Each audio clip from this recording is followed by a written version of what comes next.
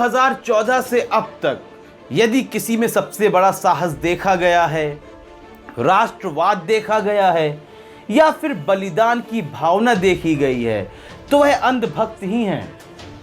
अंधभक्ति में इतना लीन है कि उन्हें हर तरफ वही राष्ट्रवाद दिखाई देता है जो भारतीय जनता पार्टी के द्वारा उन्हें दिखाया गया है।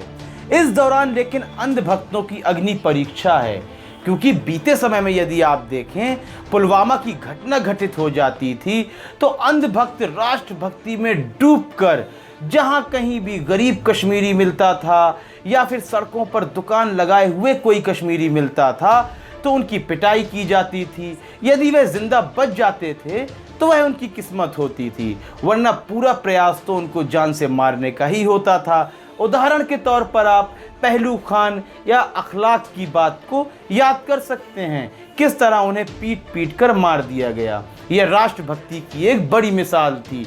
इसी तरह बुलंदशहर में गौ हत्या के मामले को लेकर एक हिंदू इंस्पेक्टर ही मार दिया जाता है जिसका नाम सुबोध कुमार था। यह भी राष्ट्रभक्ति की एक बड़ी भावना थी।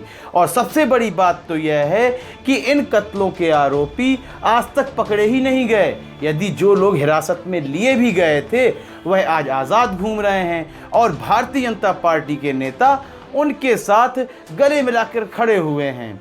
इस दौरान भी एक घटना घटित हुई है। नेपाल ने अपनी संसद में बिल पारित करने का पूरा मन बना लिया है और विपक्ष को भी तैयार कर लिया है कि नेपाल के नए नक्शे के पक्ष में आप वोट दीजिए और हम संविधान संशोधन के द्वारा अब नेपाल का नक्शा बदल देंगे, जिसमें भारत का काला पानी और लिपुलेख हिस्सा दिखाया जाएगा।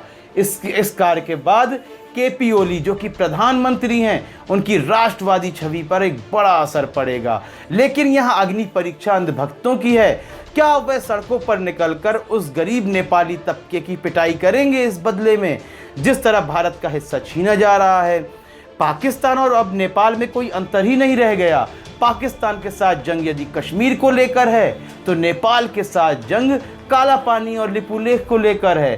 तो अब देखने वाली बात यह होगी, क्या अंधभक्तों की राष्ट्रभक्ति खत्म हो गई है या अभी भी जीवित है? यदि जीवित है तो हम पूरी कोशिश करेंगे देखने की कि वह नेपालियों के साथ किस प्रकार का सलूक करते हैं, या फिर यहाँ भी एक धार्मिक भावना है कि केवल अल्पसंख्यकों के साथ ही इस तरह का बर्ताव किया जाएगा, बल्कि यदि वह हमारे धर्म से हैं या बहुसंख्यक समुदाय से हैं तो उनके साथ हम कुछ भी करने में असमर्थ हैं, चाहे वे भारत का पूरा हिस्सा ही अपने नक्शे पर दिखा दें।